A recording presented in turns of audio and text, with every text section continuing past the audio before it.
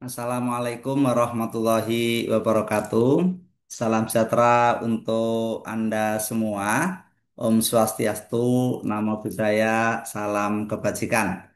Para peserta pembelajar yang saya banggakan, pada kesempatan kali ini kita akan membahas tentang rethinking kajian manajemen sumber daya manusia.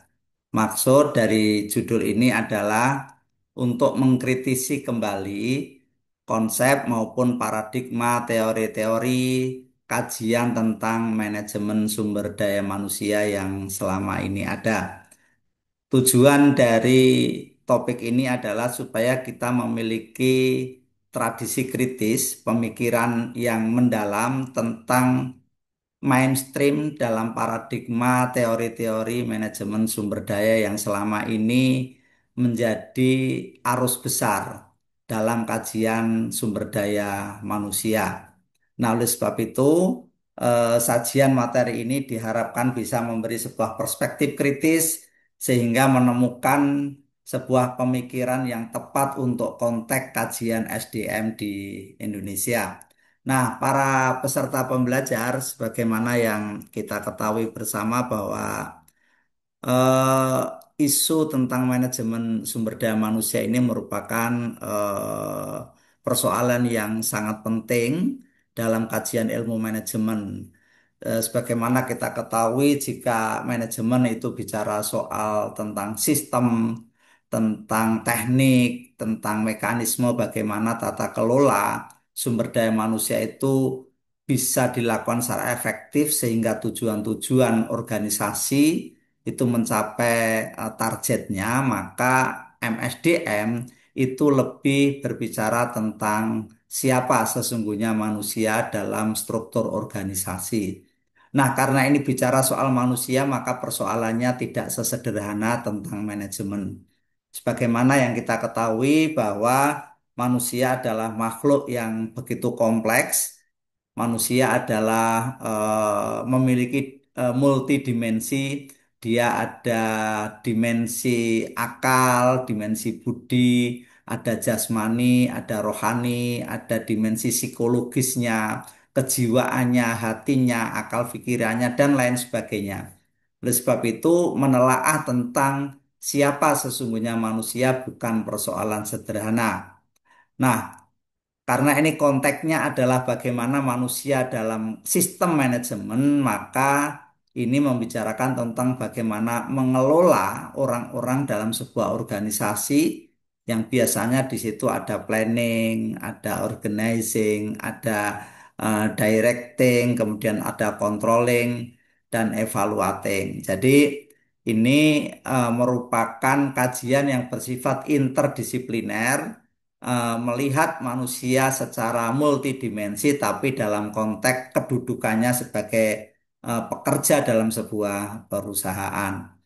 Nah, para peserta pembelajar berbeda dengan organisasi atau perusahaan yang relatif bisa diobjektifikasi atau bisa diidentifikasi secara lebih nyata.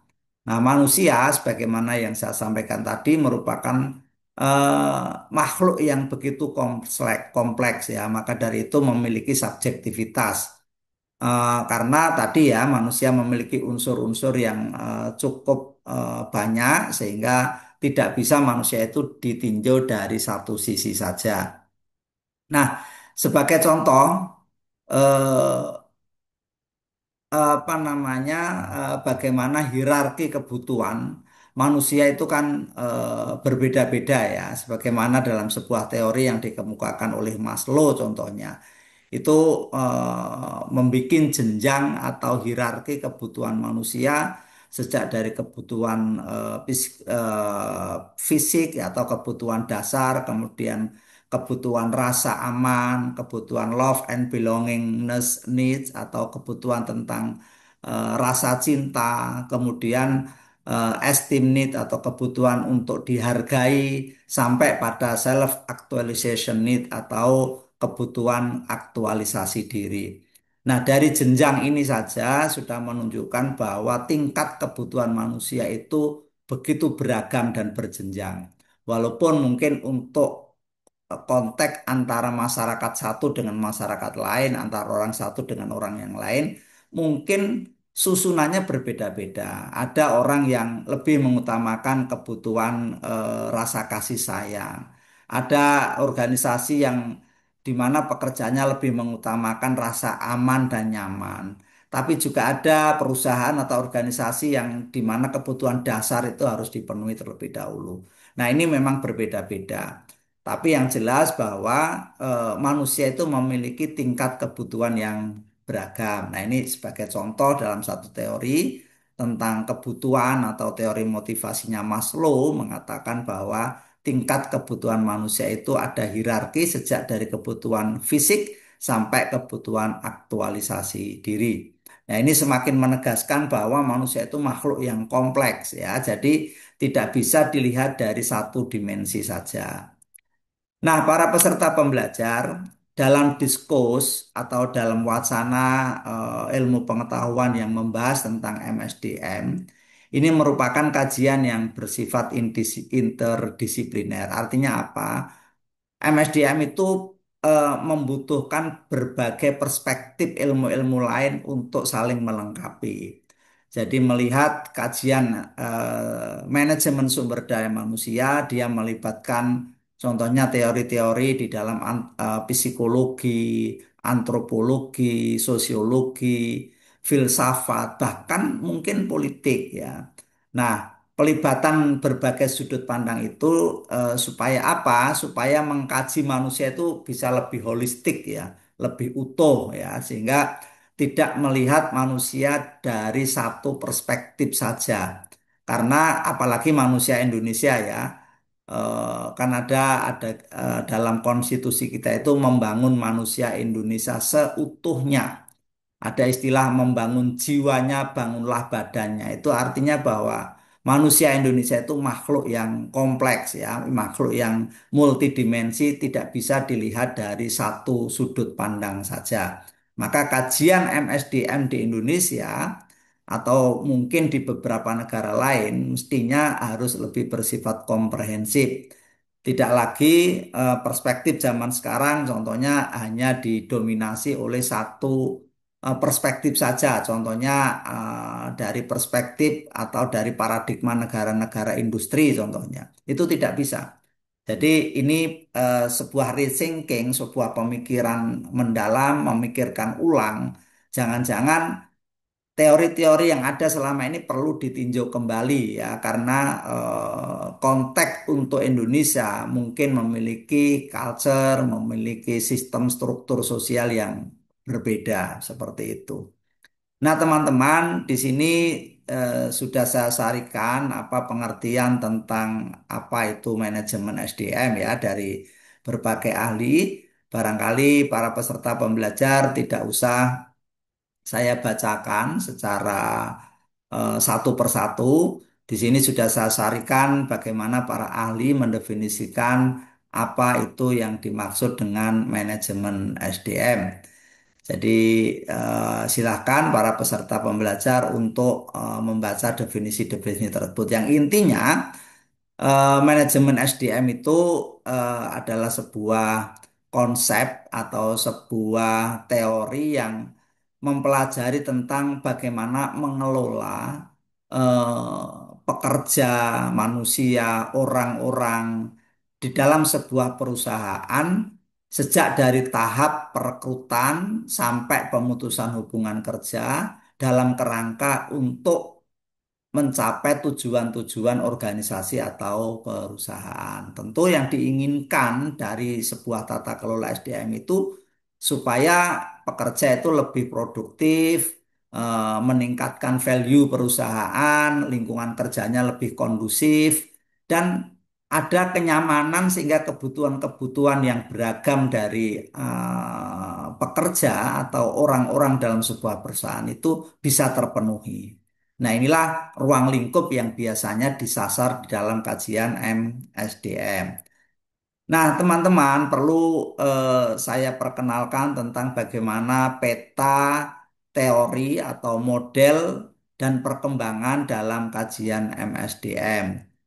Nah, kalau kita amati teman-teman, secara garis besar di dunia ini ada berbagai macam model dan kalau kita petakan secara garis besar setidaknya di era global sekarang ini ada tiga model tata kelola SDM. Pertama adalah model negara-negara Eropa, kedua model negara Amerika Serikat, dan ketiga adalah model negara Tiongkok atau RRC. Nah, pertama model Eropa. Ini sebagaimana kita ketahui, latar belakang negara Eropa itu biasanya sistemnya itu welfare state. Sebuah negara yang sistemnya itu mengambil jalan tengah antara kebebasan individu dengan otoritas atau kewenangan negara. Oleh sebab itu, di satu sisi pekerja atau warga negara atau penduduk atau dalam konteks MSDM tentu saja karyawan atau pegawai dihargai, dilindungi hak-hak individunya, tetapi di sisi lain, individu itu juga dituntut memiliki kewajiban-kewajiban sebagai warga negara. Nah, oleh sebab itu, pekerja itu diposisikan sebagai individu yang dilindungi hak-haknya oleh negara kesejahteraan. Nah, ini biasanya model yang diadopsi oleh Eropa seperti ini perlindungan terhadap atau pemberian hak-hak individu terhadap pekerja itu tinggi. Oleh sebab itu, negara-negara welfare state di Eropa itu biasanya pekerja itu bahkan hampir tidak ada kesenjangannya antara direktur dengan staf, bahkan sampai pekerja-pekerja teknis di lapangan itu mengenai gajinya, hak-haknya itu perbedaannya tidak begitu tinggi. Namun demikian di satu sisi pekerja ini juga memiliki kewajiban yang tinggi pula. Contohnya adalah pajak ya. Biasanya di negara-negara semacam ini tinggi. Nah, konsekuensi dari itu negara hadir untuk memberi perlindungan yang penuh. Maka perlindungan hukum, perlindungan bagaimana hak-haknya itu tidak dirampas, perlindungan kesejahteraan, kesehatan, keselamatan kerja itu tinggi sekali bahkan sampai perlindungan di masa pensiun dan setelah bekerja. Itu biasanya sangat tinggi, tetapi gajinya tinggi, pajaknya tinggi, perlindungannya juga tinggi. Ini model di Eropa. Dan siapa yang melakukan itu ya tentu saja adalah negara ya. Nah, berbeda dengan di Amerika. Kalau model di Amerika itu memang individu diberi perlindungan yang tinggi pula, tetapi itu tidak dilakukan oleh negara, tetapi korporasi.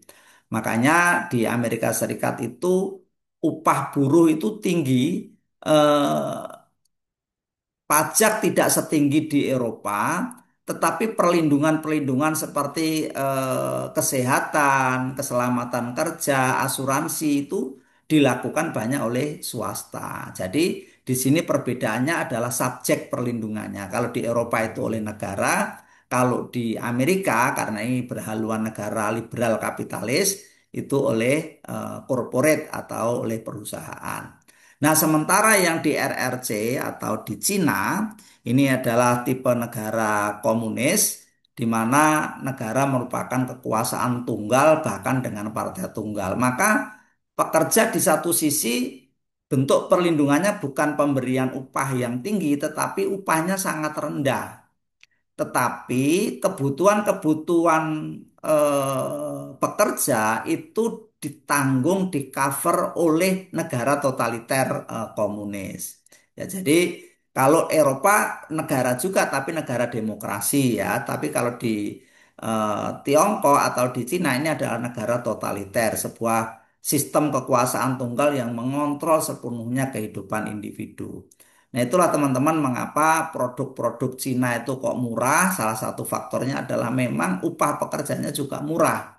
Nah, mengapa mau dikasih murah? Karena kebutuhan segalanya sudah dipenuhi oleh negara totaliter. Nah, ini model-model di dunia yang menjadi prototipe ya, menjadi semacam konsep atau model-model dari tata kelola SDM.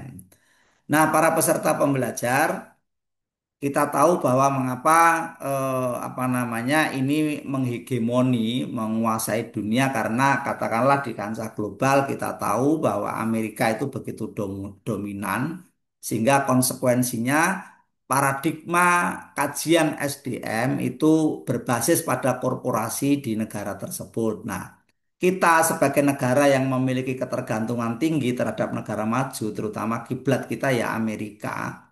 Nah, ini otomatis dalam kajian MSDM pun kita ini preferensinya juga ke Amerika. Maka teman-teman bisa lihat dalam diskus atau kajian tentang MSDM, diantaranya merujuk pada karya-karya Theodore W. Scott, kemudian dikembangkan pada tahun 61, kemudian dikembangkan tahun 92 oleh Gary Becker. Nah, ini makanya teman-teman kalau nanti yang mengambil konsentrasi MSDM biasanya referensinya ujungnya itu yang merujuk pada pemikir-pemikir di Amerika. Bahkan konsep pembangunan ekonomi pembangunan kita itu juga merujuk pada meniru-niru gaya model konsep pembangunan Amerika ya seperti ekonomi pertumbuhan itu sebetulnya kan meniru-niru.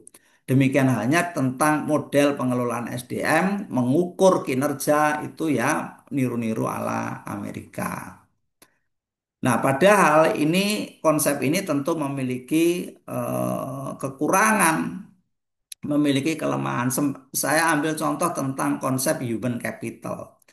Di dalam konsep MSDM ala Amerika, manusia atau pekerja itu kan diposisikan sebagai alat produksi. Manusia adalah instrumen yang posisinya ya tidak lebih dari sekrup-sekrup instrumen-instrumen mesin-mesin pabrik. Nah, oleh sebab itu representasi dari manusia itu diganti dengan apa yang disebut dengan upah. Nah, upah itu nanti disandarkan pada kualitas human capitalnya. Padahal human capital itu nanti tergantung knowledge, knowledge tergantung skill, skill didapat dari pendidikan, dan orang bisa berpendidikan kalau punya modal. Nah, ini kan sebuah lingkaran setan yang sulit diputus, sehingga di dalam konsep MSDM ala Amerika ini kesenjangannya sangat tinggi. Apalagi negara tidak hadir sebagai pembeli perlindungan dan tugas-tugas negara, seperti mencerdaskan kehidupan bangsa yang mestinya menggratiskan pendidikan. Nah, jadi ini adalah sebuah resiko dari konsep tentang MSDM ala Amerika, di mana manusia dianggap sebagai human capital dan nanti diukur oleh knowledge-nya, oleh skill-nya, di mana itu didapat dari pendidikan. Padahal pendidikan harus dari modal. Kalau Anda tidak punya modal, ya biasanya tidak mendapat akses pendidikan yang bermutu tinggi. Nah, ini kan akhirnya meletakkan orang-orang yang tidak punya modal ya tetap pada kasta terendah termasuk di sektor pekerjaan seperti itu. Nah, teman-teman, tentu konsep ini dikritik apalagi kalau kita melihat dalam konteks di Indonesia ya. Kita ini negara komunal, kemudian patrimonial bahkan ya. Negara yang suka berkumpul, egaliter, gotong royong. Masyarakat kita ini bukan tipe masyarakat yang bersaing seperti negara-negara industri kapitalis gitu. Nah, ini tentu akan mengalami problem ketika mengadopsi konsep-konsep pendidikan yang berkiblat pada Amerika. Maka di sini perlu dilakukan rethinking atau peninjauan ulang secara kritis. Mengapa ini perlu dilakukan? Faktanya bahwa ketidakadilan global dan kesenjangan antar negara maju dan miskin semakin tajam mendorong peninjauan ulang atau rethinking tentang paradigm MSDM yang selama ini dijadikan rujukan di berbagai perusahaan dalam menata kelola karyawannya. Nah, kritik ini meliputi keterbatasan perspektif tentang siapa itu manusia.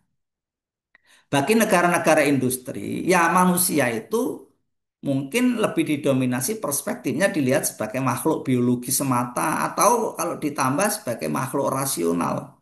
Maka dia adalah instrumen perusahaan, dianggap bermutu, memiliki value ya kalau produktif, bekerja bagaikan mesin. Nah, padahal orang Indonesia kan melihat manusia itu lebih kompleks. Dia ya makhluk budaya, makhluk rohani, makhluk sosial. Nah, ini kan parameternya sudah berbeda. Itu pertama. Kedua, konteks sejarah kebijakan pembangunan di setiap negara juga berbeda. Kita sebagai bangsa dalam sejarahnya sebagai bangsa jajahan tentu memiliki psikologi sejarah yang berbeda. Maka dari itu eh, untuk pembangunan di Indonesia tentu untuk konteks di Indonesia akan berbeda karena kita ini adalah bekas negara jajahan yang mungkin puluhan atau bahkan ratusan tahun dijajah. Nah, untuk konteks negara semacam ini tentu berbeda dengan negara-negara yang dominan, yang memang sudah sejak lahirnya negara tersebut sudah menjadi negara yang merdeka. Itu akan berbeda. Dia memiliki daya saing yang sangat ketat. Sementara negara-negara seperti kita ini lebih mengutamakan bukan persaingan, tapi survive atau bagaimana bertahan. Kemudian ketiga tentu faktor budaya di masing-masing negara. Negara-negara industrialis, kapitalis itu lebih memiliki budaya yang rasional, berdaya saing tinggi, individualistik. Sementara budaya kita gotong royong, harmoni, bersama-sama, kerukunan, lebih mengutamakan yang penting bisa bertahan hidup. Nah, ini kan tentu saja mengalasi pilihan-pilihan terhadap model MSDM. Lah, tiba-tiba kita mengadopsi begitu saja tentang konsep MSDM dari sana. Tentu ini tidak tepat ya, kurang relevan, maka perlu ditinjau ulang. Nah, paradigma human capital yang diinisiasi oleh penggagas awal kajian MSDM masih memposisikan manusia sebagai bagian dari alat produksi dalam struktur ekonomi kapitalis yang pada akhirnya mengeksploitasi dan mengalienasi tenaga kerja. Jadi kita sebagai makhluk yang multidimensi itu memiliki kebutuhan-kebutuhan yang bukan hanya sekedar upah, tapi mungkin kebutuhan kebudayaan, kebutuhan rohani, religi, kebutuhan seni, kebutuhan serawung, contohnya kebutuhan harmoni dengan orang lain, dengan alam, dan lain sebagainya. Jadi ini landasan mengapa kita perlu memikirkan ulang. Nah, walaupun Indonesia memiliki contohnya konsep ekonomi Pancasila, namun dalam kebijakan pemerintahnya tidak dapat dilepaskan dari pengaruh hegemoni mainstream MSDM yang diintrodusir dari negara-negara kapitalis. Tadi yang sudah saya jelaskan teman-teman ya. Karena itu arah kebijakan pembangunan di Indonesia cenderung berorientasi pada ekonomi pertumbuhan daripada pemerataan. Nah, akibat lanjutnya tata kelola MSDM di berbagai perusahaan di Indonesia juga meniru-niru model yang dikembangkan di negara kapitalis. Selama ini konsep pembangunan di Indonesia berorientasi pada pertumbuhan atau growth. Memang strategi ini menghasilkan angka pertumbuhan ekonomi yang positif bahkan spektakuler. Kita pernah sampai di angka pertumbuhan itu di 7% ya. Sehingga memposisikan kita sebagai macan Asia dan lain-lain. Nah, tetapi ini kan sebetulnya klise bahkan fata morgana ketika kita ukur dari pemerataannya. Makanya indeks Gini kita itu termasuk bermasalah ya karena kesenjangannya tinggi. Nah, prestasi semacam itu kan sebetulnya tidak membanggakan kita ketika diukur dari keadilan sosial. Nah, seperti itu teman-teman. Nah, problematika itu acap kali muncul karena secara kultural orang Indonesia memiliki sistem budaya kerja yang berbeda dengan kultur di negara-negara industri. Saya kira tadi sudah saya jelaskan. Itulah mengapa walaupun upaya untuk mengangkat harkat dan martabat manusia dalam pembangunan adalah lama didengungkan seperti zaman Orde Baru kita sudah lama mengenal membangun manusia Indonesia seutuhnya. Kemudian baru-baru ini kemarin pemerintahan di era Pak Jokowi ada istilah SDM unggul Indonesia maju ya.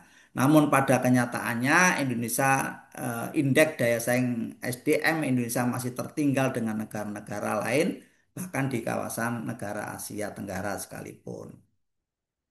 Nah, teman-teman, seiring dengan perubahan konstelasi politik di Indonesia, sekarang ini kan memunculkan kesadaran baru tentang keadilan, hak-hak asasi manusia, hak demokrasi, sehingga para pekerja di Indonesia pun memiliki tuntutan yang tinggi. Nah, inilah momentum di mana paradigma-paradigma lama perlu dipertanyakan dan dikritik ya. Jadi seperti itulah intinya. Nah, para peserta pembelajar ada satu tawaran baru yang barangkali ini patut dipertimbangkan untuk konteks di Indonesia. Apa yang disebut dengan human development. Kalau Theodore Schott dan Becker tadi kan mengusung tentang human capital. Ini memang konteksnya negara industri, negara barat khususnya Amerika. Nah, untuk konteks Indonesia sebetulnya ada sebuah konsep yang barangkali bisa dipertimbangkan yaitu human development. Ini merupakan sintesa baru dari kajian MSDM. Ini diinisiasi oleh seorang pemikir yang bernama Mahbub ul Haq. Kemudian ada juga Sen, Sujat Moko, dan lain-lain, di mana paradigma ini memberi sebuah sentuhan atau perspektif baru, di mana mengarah pada memberi tempat apa yang disebut dengan modal sosial dan modal kultural dalam masyarakat. Sebagai contoh adalah tentang bagaimana keberadaan kearifan lokal, kemudian sistem keyakinan, nilai-nilai budaya, itu patut dipertimbangkan. Karena ini akan mempengaruhi tentang budaya kerja, lingkungan kerja, dan lain sebagainya. Nah, hanya saja ini memang belum populer ya, khazanah tentang bagaimana memanfaatkan budaya lokal ini di dalam konteks MSDM. Nah, ini barangkali teman-teman yang harus didiskusikan, mungkin barangkali di minggu depan bisa kita diskusikan bersama ketika pembelajaran, yaitu bagaimana peluang kapitalisasi kearifan lokal untuk MSDM. Kemudian bagaimana kearifan lokal itu menghadapi disrupsi teknologi. Apakah kearifan lokal, nilai-nilai budaya itu bisa adaptif dan transformatif enggak dengan kehadiran teknologi? Apalagi sekarang kita sudah memasuki etape revolusi industri keempat, kelima, di mana teknologi digital, AI, kemudian berbagai platform digital yang sangat canggih, itu mendisrupsi tentang tata kelola SDM, bahkan mendisrupsi tentang konsep-konsep manusia itu sendiri dalam struktur bekerja. Nah, itu barangkali para peserta pembelajar apa yang bisa saya sampaikan sekiranya minggu depan nanti kita bisa diskusikan lebih jauh. Demikian, semoga bermanfaat. Kurang lebihnya mohon maaf. Selamat belajar dan sukses untuk Anda. Saya akhiri sampai di sini. Saya Saifuddin Zuri dalam pembelajaran ini mengucapkan terima kasih dan sukses untuk Anda semua. Wabillahi taufiq wal hidayah. Wassalamualaikum warahmatullahi wabarakatuh.